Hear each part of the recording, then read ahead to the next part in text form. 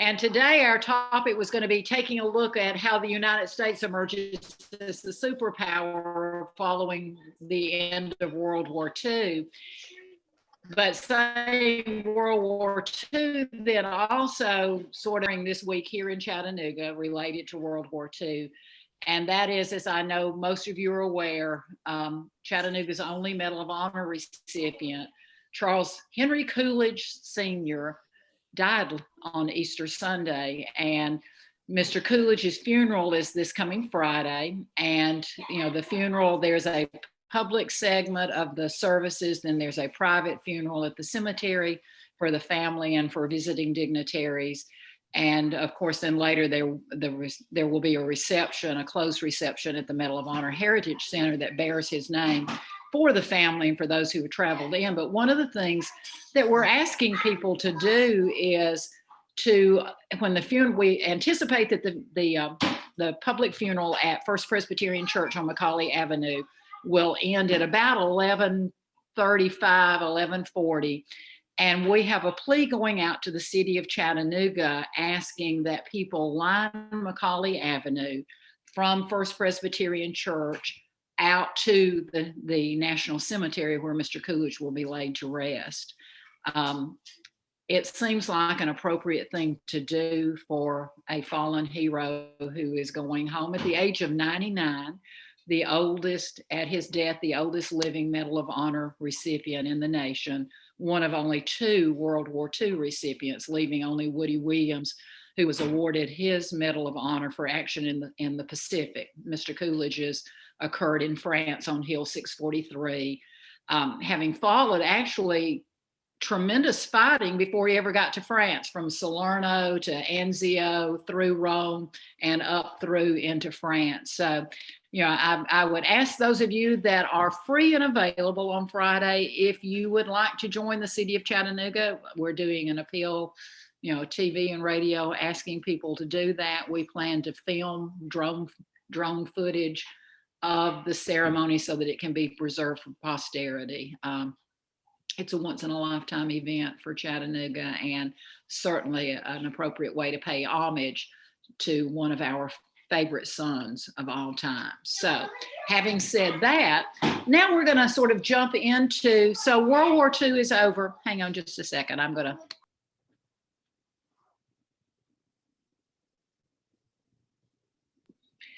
Okay, so World War II ends and the Allies have been victorious. And when we talk about World War II, it's so important for those, especially who are younger, and for those of us that are my age and older, to remember that Allies during World War II, the major Allies were the United States, Great Britain, France, and the Soviet Union.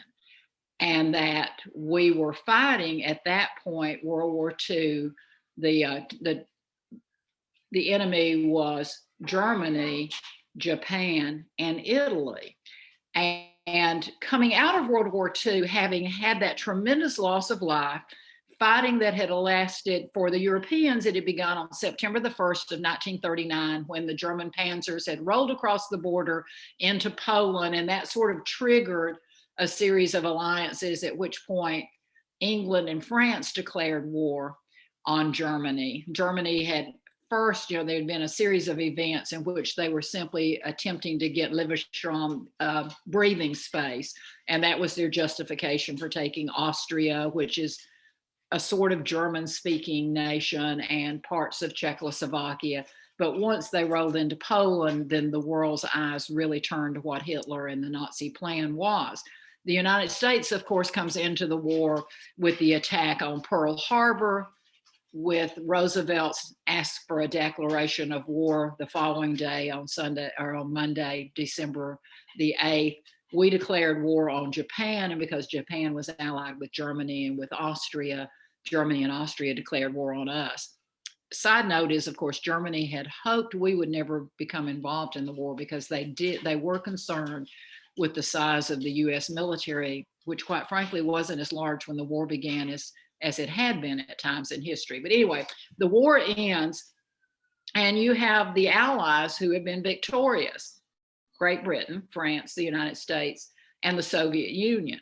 And throughout the conduct of the war, there had been series of conferences in which all or selective members of the Allied nations had met, Tehran, Cairo, the last two being Yalta and then ultimately Potsdam at the end of the war, in which they planned the strategy for the war, and then they planned how they would deal with a post-Nazi Europe. And there had been agreements on how all of that would be handled. Now, I will tell you that during especially the last couple of years of World War II, from about 1943 on, there was tremendous suspicion between the Western Allies and the Soviet Union, because Joseph Stalin, who was leading the Soviet Union at that point, had not engaged against Japan. His argument had been the Western Allies were asking him to fight a true two-front war, which one never wants to do in military combat, while they were in effect fighting a one-front war. Well, the truth of the matter is that was not a particularly logical argument, because if you look at British forces, you look at French forces, you look at American forces, we may have been fighting a one-front war in Europe, but we were also fighting in North Africa, we were fighting in the Pacific, we were fighting in Asia, flying over the hump. That was not an argument that held up. And what many people do not realize is that the Soviet Union did not declare war on Japan until after the second bombing, Hiroshima first and then Nagasaki secondly. The day after Nagasaki, the Soviet Union declared war on Japan. So when it came time to negotiate the settlement of the war, the three Western allies, there were many, many other allies, but the three major Western allied powers were reticent to trust the Soviet Union. And out of that conflict of communist doctrine and what it actually philosophically says with Marxism versus the Western response, we come out of World War II sort of looking at each other suspiciously. And that's where we're going to kind of pick up today and talk about 3 or 4 of my favorite post-World War II doctrines or events that explain how we get to a point that by 1950, when the Korean War breaks out in June of 1950, we find ourselves in an acknowledged world that is divided with 2 superpowers. So please, if you have a question or anything, raise your hand, yell at me, whistle loudly, whatever, to get my attention, because all of you have been with me long enough to know that I get so excited about all of this. I get on a roll, and then all of a sudden it is 5:27 and I'm going, oh, where has the time gone? So I'm going to try and roll through some of this quickly, knowing where I need to get and knowing that I am a slow driver. So let's start with the Truman Doctrine. So one of the things that history taught us coming out of World War I, World War I ended, Germany was defeated. Germany became the sort of the brunt of all of the Allied anger after World War I, the Great War. And it's Germany that we're going to punish so horrifically, when really the war had started because of a conflict within the Austrian-Hungarian Empire between Austria and the Serbians. And we won't rehash that, but we did learn something coming out of the Great War, and that was there was such an attempt at the Treaty of Versailles, primarily motivated by France and the Premier of France, Clemenceau, to destroy Germany. And in the Treaty of Versailles, we came, as we'd say in the South, we came now on to destroying Germany, because France was so suspicious. France had fought against them in the Franco-Prussian War of 1870. They had fought against them in a series of skirmishes over Alsace and Lorraine for years. And then, of course, it had all escalated into World War I, the Great War. So when the war was over, we, the Western Allies, Germany had to accept full responsibility for the war. They could not have manufacturing of military. They were limited in what they could have as far as a standing army. They couldn't really have a navy. They couldn't manufacture anything that could be war materials. And they had to pay $235 billion in gold of reparations to the Allies for the cost of the war, for England and France. The United States was not particularly interested in reimbursement of money. And we had, it destroyed their economy. There is a period of time where there's an attempt to sort of keep the money flowing and keep the economy flowing, but we know that ultimately the crash occurs in Europe first. It occurs in the United States in 1929. And coming out of World War II, there was strong feeling, especially on the part of American economists, that that's not how we wanted post-war World War II Europe. We didn't want that to happen again, if indeed the basics of economics could be understood. So what you're going to have is Yalta, which is the last conference that Franklin Roosevelt is at. And if you have not ever, sometime pull up the group photo from Yalta, and you'll see Churchill, you'll see Roosevelt, and you see Stalin. And Churchill, Roosevelt, you can tell his time is short. He looks so incredibly ill. At Potsdam, when that convenes, Churchill has been voted out of power. Anthony Eden will be there. It is Harry Truman who will be there. It is still Stalin. And there is a strong division of opinion about how we are going to denazify, demilitarize, all the things that we need to do in Europe. To the background of that is those Westerners who believed in classical liberalism, which is basically Adam Smith, those sorts of economies, were highly suspicious of Karl Marx and the ideas that Karl Marx advanced in Marxism, because Marxism is a world domination concept of the economy. It is workers of the world unite, throw off the chains that bind you.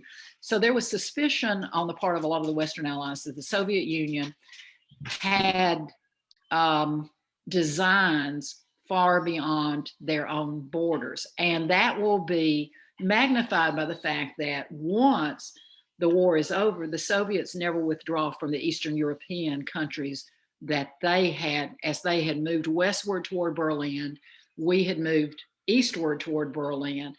When the war is over, they never withdraw. And there was a timetable in which they were to withdraw from Czechoslovakia, Yugoslavia, Poland, Austria, Albania, all those Eastern European countries, and the Russians never withdraw. So Truman, by 1947, is really concerned about what the future is going to be in Europe. And Truman is in particular looking at two European states. And let me back up for a minute, because I think we all, so often when I talk to groups, we think of the Soviet Union as being an Asian nation, but the Soviet Union is actually a European nation by language, by culture, and all those sorts of things. They are Indo-European. So they have always been considered to be part of Europe, even though the empire stretched all the way to the Pacific across the continent of Asia. They are European. Truman is very concerned about what's going on in Greece and what he perceives is about to occur in Turkey, or what's going on in Turkey. So in an address to Congress in 1947, Truman advances an idea that will become known as the Truman Doctrine. And the Truman Doctrine basically says that the United States will provide the necessary financial, economic, and medical, social sorts of things that are necessary to help Greece in particular, Greece being the birthplace of democracy, and we're going to help them resist communism. One of the things that Harry Truman believed, former history teacher Harry Truman, former shoe salesman Harry Truman, former US Senator and Vice President, believed that communism is most attractive to those people who are starving. And he wanted to be certain that Greece would be able to resist. So he goes to Congress in 1947 and asks for $400 million worth of aid for Greece and also for Turkey. Now, for the American public, Greece sort of made sense. We have this historical heritage with Greece, literature, history, democracy, and everything. Turkey was a little bit different, but Turkey is also a European nation, has been historically. He was concerned that Turkey was going to become the new pivot point for conflict between the Soviet Union and the United States. He really believed that the United States was obligated not only to be concerned about the strategic importance of those two nations because they are southeastern Europe, and that's an entry point into Europe, but because of Turkey's importance in the Middle East, that bridge, Turkey and the land bridge and the Bosphorus and, all those wonderful things from history. And so he argues that the policy of the United States henceforth and going forward is going to be, we are going to come to the aid of any peoples. And this is a quote from his speech to Congress. He says, and let me read it so I get it right, any peoples who are resisting attempted subjugation by armed minorities or outside pressures. Truman's reasoning being that communism, most often, the revolution internally is fermented by forces that come in from the outside. So Truman argued that we, the United States, should stand alongside those nations attempting to repulse communism. Greece, because Greece is critical to the European continent. Turkey, because Turkey is strategically important to the United States and to the European allies, because the Middle East is strategically important. And we'll talk about that a little bit more in a minute. But his fear was because there had obviously been some maneuvers during World War II in which the Soviet Union had begun to sort of indoctrinate itself into the Arab nations, and Turkey has historically been a divided Arab Christian nation, and Truman was concerned what that could mean economically, what that could mean as far as the freedoms of the people in the region. There were just lots of things that bothered him. Now, the second thing that really occurs, and I know all of you have heard this term, and it came from George Kennan, and George Kennan in 1947, and Kennan's a foreign service officer. George Kennan will come up with a policy called containment. And what he really said with the idea of containment was that the United States and the Western allies, but I think he realized with the recovery of Europe hanging in the balance that it was going to be the United States that was going to be the pivotal power, that what the United States had to do was contain communism where it existed. Now, it's interesting because there were those people who responded to his policy of containment and said, what the heck is the United States doing getting involved again?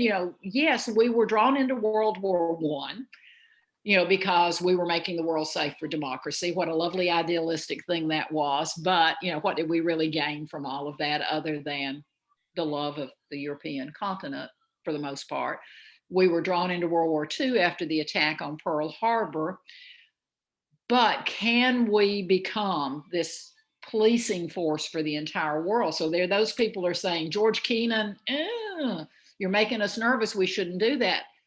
But on the other side, there were those people in power, whether some of them were military, some of them were civilian, some of them were economists, and others who said containment's not enough. Are we going to be happy containing the Soviet Union and Eastern Europe, or should we push them back? Excuse me. The pollen is getting me. Truman knew that to do anything more than contain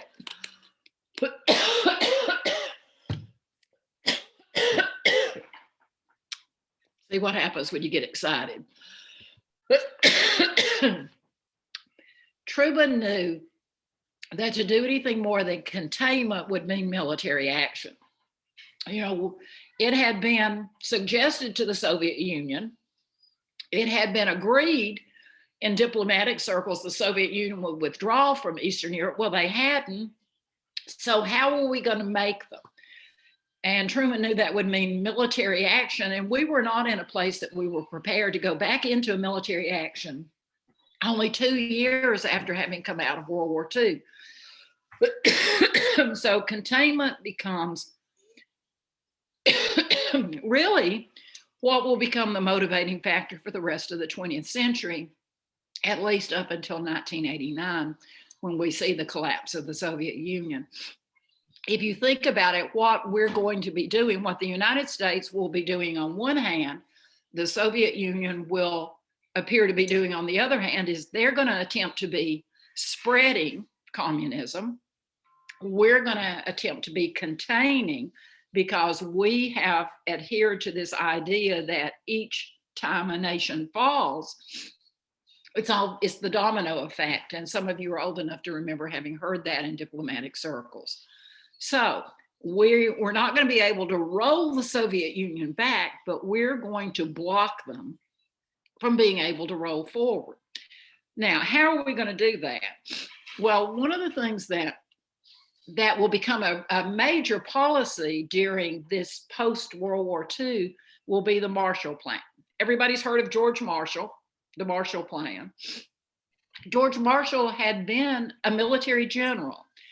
And it's interesting because Marshall is one of those people that I've always loved to study, because he's a wonderful example of someone, and I'm trying to think about the only other person that I can think of in a similar light is Eisenhower, who can pivot from being a strong military leader and then pivot to be a political, social innovator. So George Marshall, in a speech, he's giving the graduating address to Harvard University in 1947, and Marshall advances this idea. Now, the records show that there had been some discussion about these ideas he's going to advance, but it was really sort of an idea that had been born out of his own personal experience.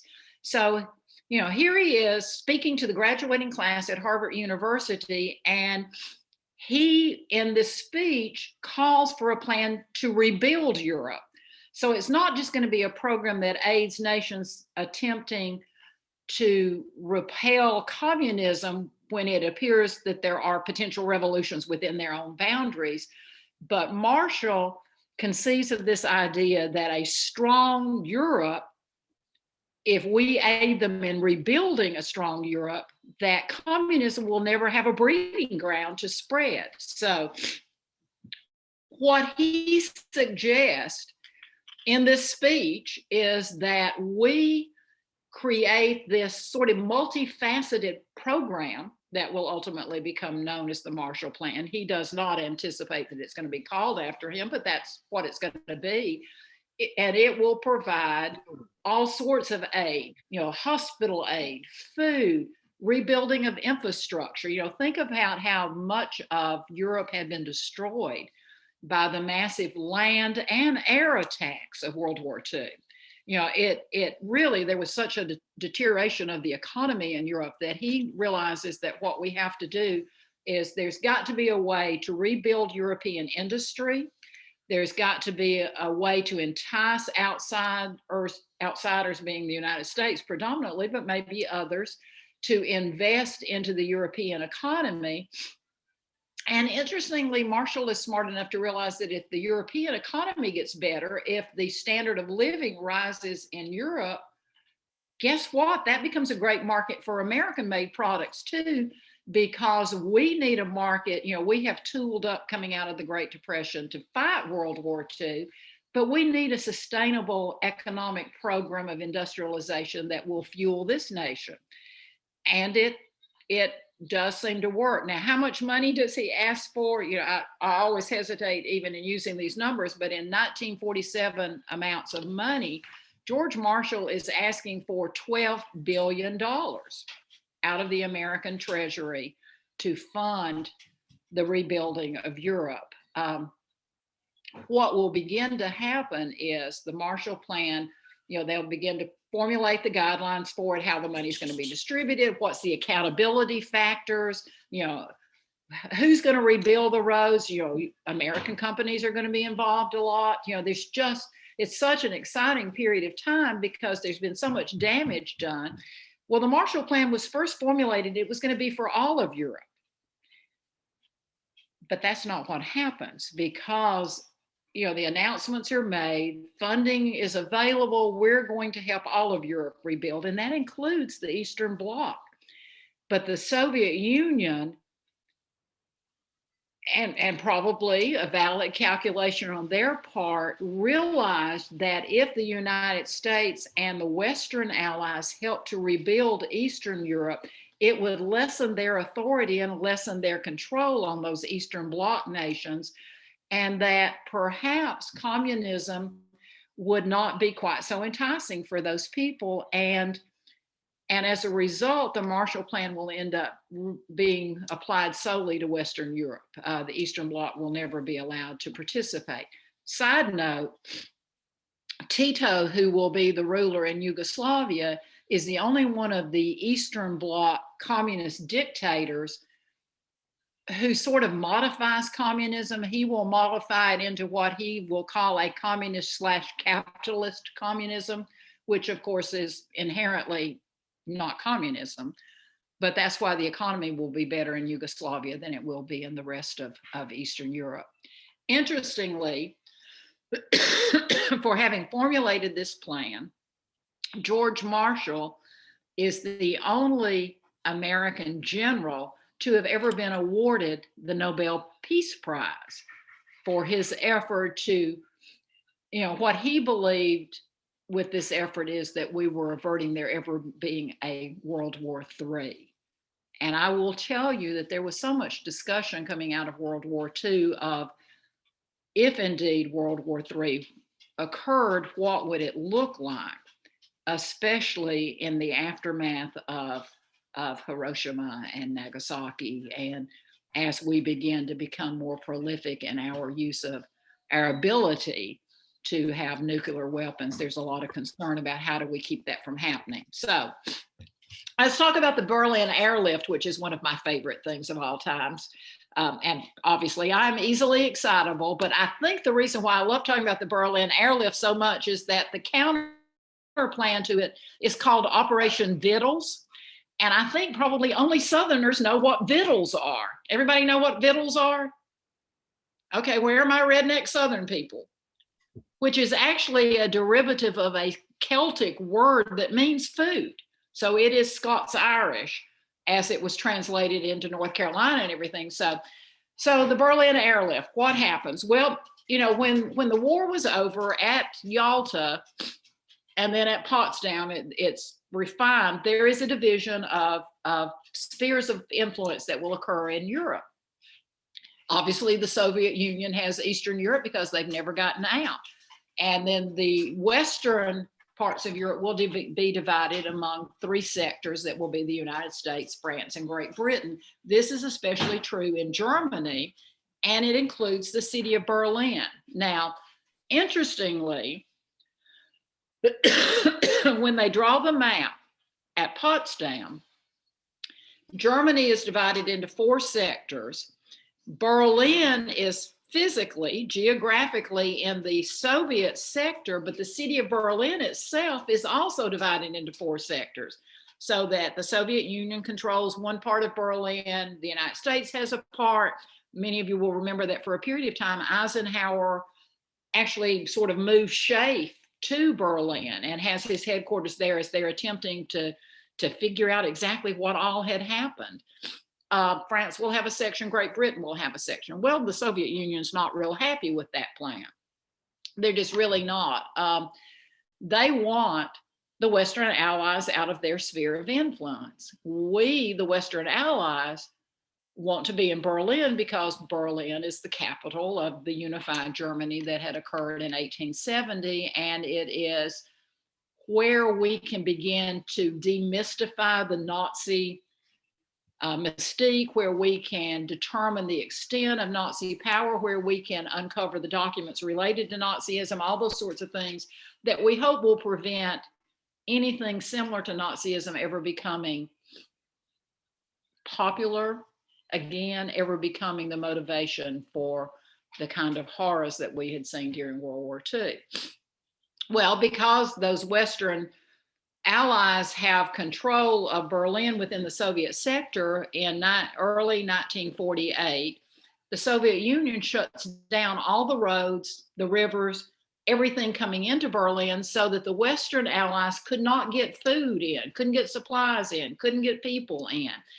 And there really is a period of time where it looks, because remember, Berlin has been just so damaged because of the war and the bombings and everything. There really is a period when it looks as though the people who are in the Western sectors are going to starve to death. And what you have happening is Truman, in consultation primarily with Great Britain, France had been, so devastated by the war that they're not a lot of help. So that what you find is finally they agree on an airlift. It's one thing for the Soviets to shut down the roads. It's one thing for them to shut down the rivers. And Barbara, I just saw you're from one of the northern sectors. Oh my gosh, we'll have to unmute you in a second and let you tell me what you remember. But Truman and the British powers decide they're going to airlift supplies into Berlin because if the Soviets shoot down planes, that's a declaration of war. That's a little different than blockading a road or blockading a river.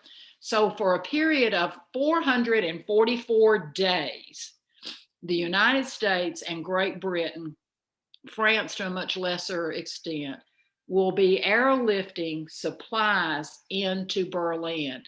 And in fact, and I don't even know how this is physically possible, Ed, if you're on there, maybe you can tell me this. And maybe because there are multiple airstrips, there is a plane landing in Berlin for those 444 days every 7 seconds. The amount of food, medical supplies, all the things that are necessary to sustain the German people is being brought in. And finally, the Soviet Union, I mean, it was a struggle in the beginning trying to work out the logistics. I mean, I can't even imagine the logistics of such an operation. And the Soviet Union thought that the Western Allies would not be able to continue it. When they realized they could, the Soviet Union withdrew the blockades after 444 days. Barbara, jump on, talk to us.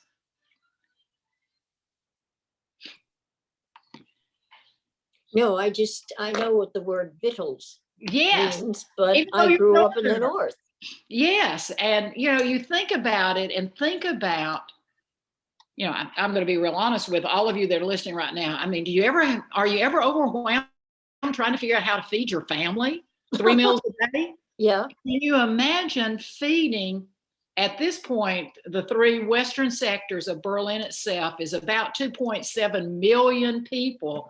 And we're flying in food to feed, we're flying in all the medical supplies and everything, and we do that for 444 days. It is a massive humanitarian undertaking that's just unbelievable, but it breaks the Soviet hold. Now, there was some concern on the part of the West Berliners that the Western Allies would withdraw. I mean, how can you do this forever? And there will be a demonstration toward the end of Operation Vittles where 200,000 residents of West Berlin come out and they line the different airfields with their signs saying, don't forget us, we are with you, all these sorts of things.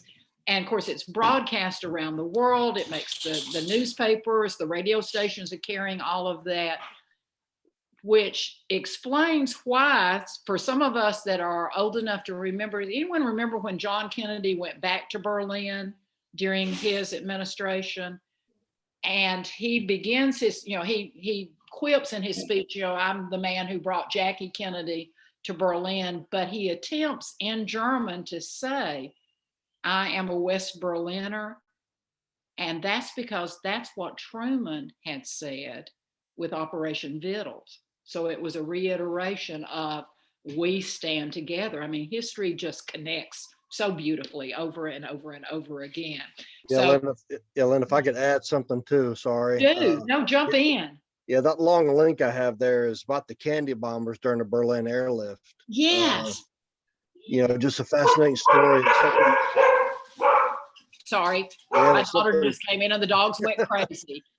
Yeah, that's something the kids remembered. The bombers would drop candy out of their bays, and even decades later, they would never forget what the American airmen did for them during that time. Not just food, victuals, yes, of course, but just that little small show of kindness, I guess, it really made a difference. Well, and I think for most all of us, and for children especially, we remember who's kind to us. And that idea of understanding, the use of candy. I mean, that's just incredible. I'm so glad that you brought that up. And you can see in the chat box the link that will take you to that, because that's one of those living legacies that we have even still today. With the division, of course, of Germany, what you're going to find is eventually, Berlin will be a divided city. Some of us are old enough to remember waking up one morning to the news that overnight the wall had gone up and that Berlin was united, and the Western capital will move to Bonn, and there will be a division that will occur until Germany is reunited in 1991 officially. So what else plays into all of the story? And I know yet once again we're getting low on time.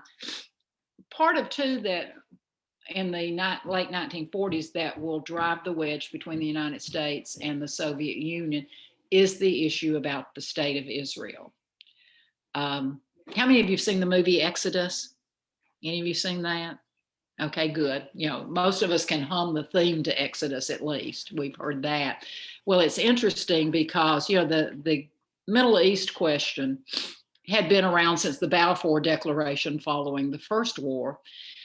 And quite frankly, the Balfour Declaration, the idea that there would eventually be a Jewish homeland, there would be a Palestine, a Jewish homeland, there would be a co-occupation. And of course, coming out of that period after World War I, lines were drawn on the maps, new nations were created. And what we know now, going back and looking at the conferences when all of that was done, is it sounds so hard to believe, but there was, even among the delegates who were involved in that, the European delegates, they did not understand the difference between, let's say, Persia and the Arab nations. The assumption was everyone in the Middle East was an Arab. Everyone in the Middle East was sort of the same family. Like Americans are sort of like all this same mixed breed, but we're just in different parts of the country. Well, of course, those of you who know culture know the Persians are Indo-Europeans. It's a totally different culture, totally different language. They are a much stricter Shia Islam as opposed to a Sunni Islam. There were just lots of things that those who were dividing them out in the Middle East didn't understand. And into the middle of all of that comes the Jewish question. Well, there had been this promise after World War I we would do something. Well, World War II sort of slapped everybody in the face with the Jewish issue, because there were those who in the international community said, had there been a Jewish nation, had there been a homeland, a Zionist homeland for these people to return home, they would not have been unwelcome guests in the nation states in which they were living, which ultimately led to them being targeted for extermination.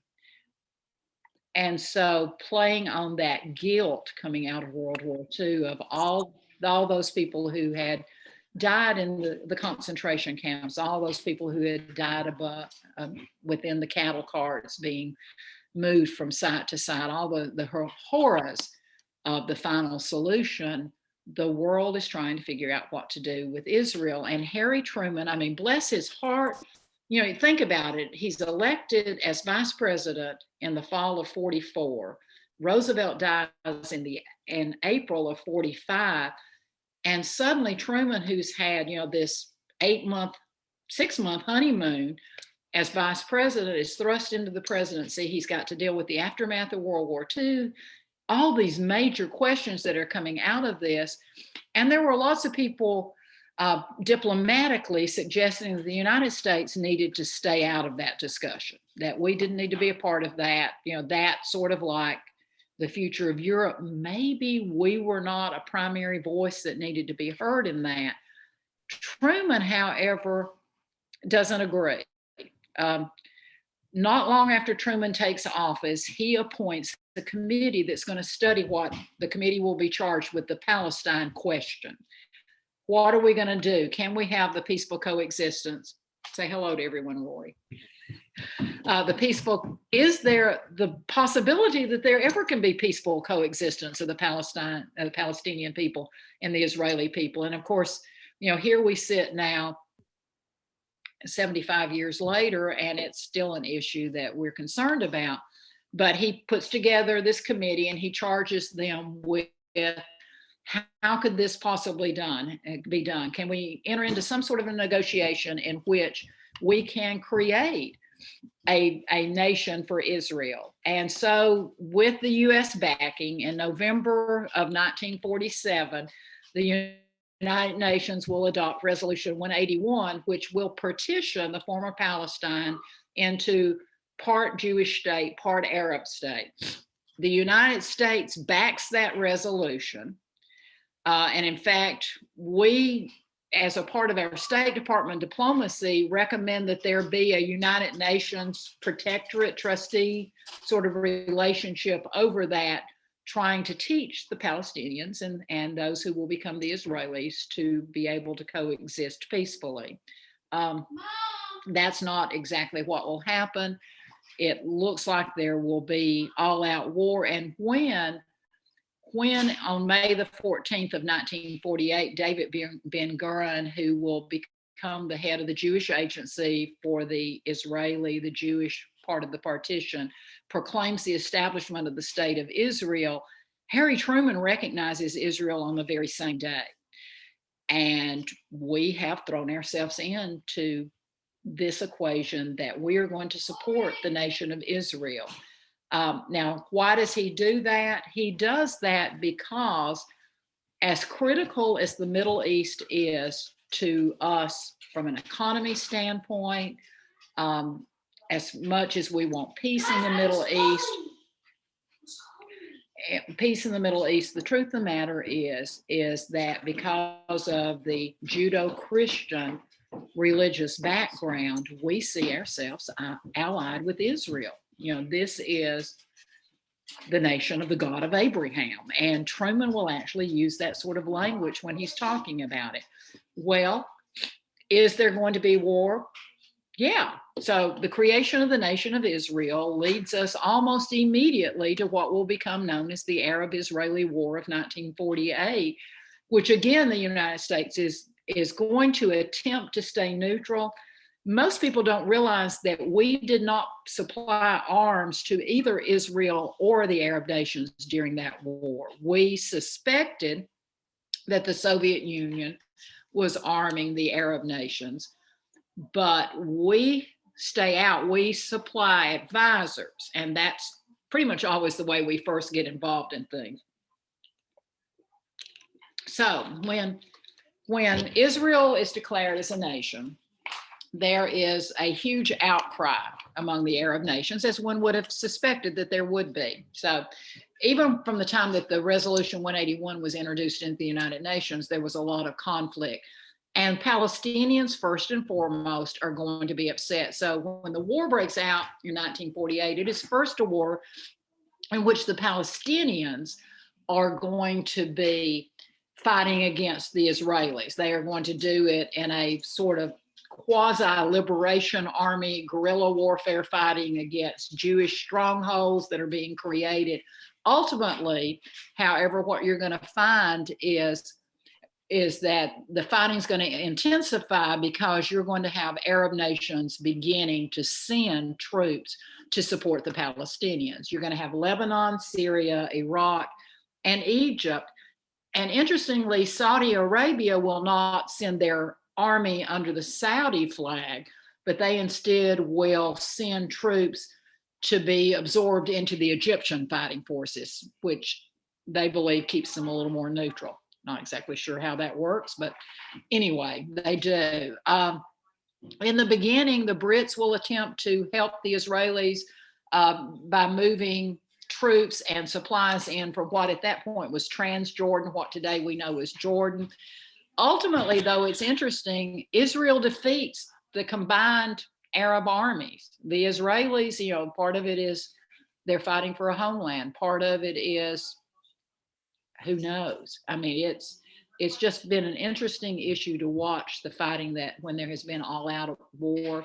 At some point, we'll talk about Yom Kippur and the 7 Days War, but it's been interesting. So what happens is when the war of 1948 is over, you have a little bit of shifting of territory to what the original petition had said. Egypt and Jordan retained control of the Gaza Strip and the West Bank at that point.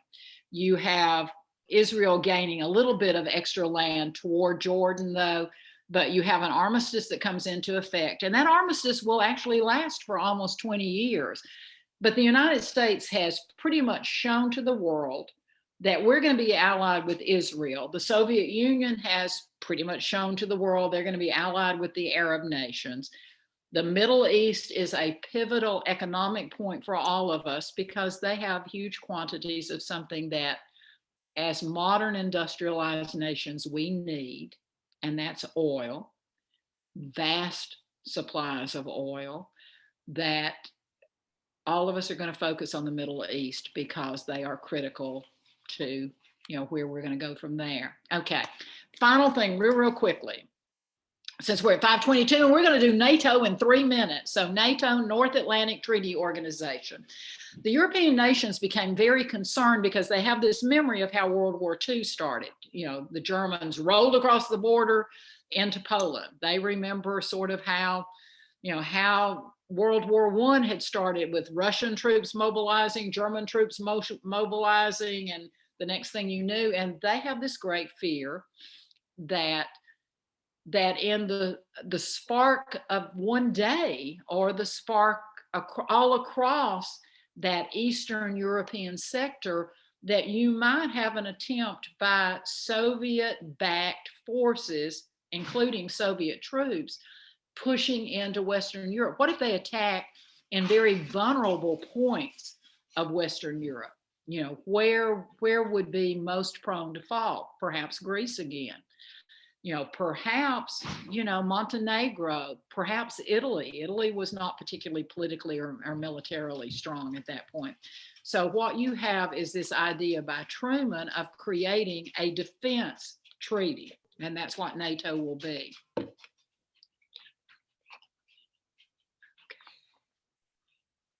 Okay, you gotta go. Yeah. Okay, they're getting ready to leave, so. Because I'm not leaving, I'm not going. Okay.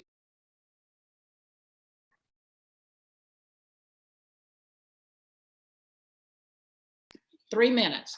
Okay, so NATO, peacetime military alliance.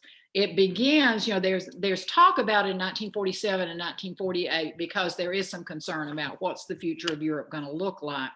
What you eventually have coming together is in March of 1948, the United States, Great Britain, France, Belgium, the Netherlands, Luxembourg. I always love that Luxembourg is signing on. You know, had I been Luxembourg, I would have been going, sign me up. Yes, I have 4 soldiers and none of them want to have guns or whatever. But you have the beginning of what will be NATO. Ultimately, NATO will expand to where it includes, you know, Greenland, Canada. We are truly the North American Treaty Organization, and we are there. It is a mutual aid defense pact. An attack against one nation is an attack against all nations. We will rally around and take care of each other. It's kind of like your best friend little circle in elementary school. You hit my buddy, I'm going to hit you. We're all going to gang up on you and you're going to die. Well, that's sort of what it is. Now, did they anticipate that there would be a retaliatory sort of thing that will occur from the other side? And yes, that's true. So in our last couple of minutes, I will tell you that the Soviet response to it ultimately, now it takes them a while to get their act together. Korea will bring it to a head. But remember that our attention will change from Europe in 1950 to Korea when we have the surprise invasion of South Korea by North Korean troops in June of 1950. At that point, our attention pivots. Europe becomes even more concerned that with our attention in Southeast Asia,